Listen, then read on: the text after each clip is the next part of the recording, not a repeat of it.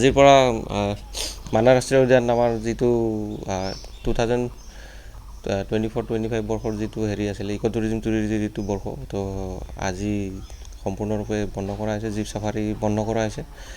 আচলতে আগত আমাৰ 9 তাৰিখে এখন নটিফিকেশ্যনৰ মতে জনোৱা হৈছিলে হাতী চাফাৰী আৰু ৰিভাৰ ৰাফটিং বন্ধ কৰা হৈছিলে সেই নটিফিকেশ্যনৰ মতে। তো সেই নটিফিকেশ্যন বেছ কৰি 20 তাৰিখলৈকে আমাৰ আছিলে জীপ চাফাৰী। তো আজিৰ পৰা আমাৰ জীপ চাফাৰীও বন্ধ থাকিব। তো নেক্সট যেতিয়ালৈকে নটিফিকেশ্যন নোলায় অপেনিঙৰ তো তেতিয়ালৈকে জীপ চাফাৰী বন্ধ কৰা হ'ব।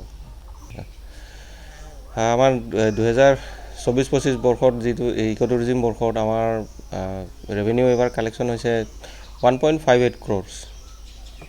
হয়, এই বছৰটোত আমাৰ দেশীয় পৰ্যটক বৰ্তমানলৈকে আমাৰ more than 57,000 দেশীয় পৰ্যটক আৰু বিদেশী পৰ্যটক আপোনাৰ 3,700। আকৌ খোলাৰ সম্ভাৱনা বৰ্তমান আমাৰ এই অহা অক্টোবৰ মাহতে প্ৰতি বছৰে সেনেকুৱা খোলা হয়। তো আমিও আশা ৰাখিছোঁ এইবাৰ যদি বতৰ ভাল থাকে বা সকলো ধৰণৰ ৱেডাৰ কণ্ডিশ্যন ভাল থাকে অক্টোবৰ মাহতে খোলা হয়। আচ্ছা, বন্ধ ৰখা হয় এইটো কাৰণে আমাৰ এতিয়া বতৰৰ প্ৰতিকূল বতৰৰ প্ৰতি লক্ষ্য ৰাখি একচুৱেলি বৰষুণ বতাহ হ'ব পাৰে, গছ ভাঙি পৰে বা ৰাস্তাও বেয়া হয়। লগতে আমাৰ যিখিনি জীৱ জন্তু আছে সিহঁতৰো মানে যিটো আমি কওঁ ব্ৰিডিং ছিজন বা ব্ৰিডিং পিৰিয়ড ব্ৰিডিং ছিজনো হয়। তো ব্ৰিডিং ছিজন যাতে ভালকৈ অলপ ডিষ্টাৰবেঞ্চ কম হয়, তেখেতলোকে যাতে ভালকৈ বংশবৃদ্ধি কৰিব পাৰে। আৰু লগতে ৰাস্তাও বেয়া বা বাট-পথো বেয়া। তো বাট-পথো বেয়া হ'লে আপোনাৰ হেৰিৰো অসুবিধা হয়,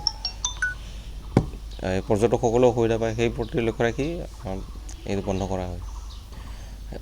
হয়, সুখী যেন লাগিছে। কেইদিনমান আগলৈকেও মানে টাইগাৰ চাইটিং হৈ আছিলে, টাইগাৰ পাইছে। তো আৰু বেলেগ জীৱ জন্তুবোৰো পাই আছে। চাই মানে ক'ব পাৰি সুখী বুলি। যিকোনো খবৰৰ বাবে যোগাযোগ কৰক 7099017330 লগতে 7099017110 নম্বৰত।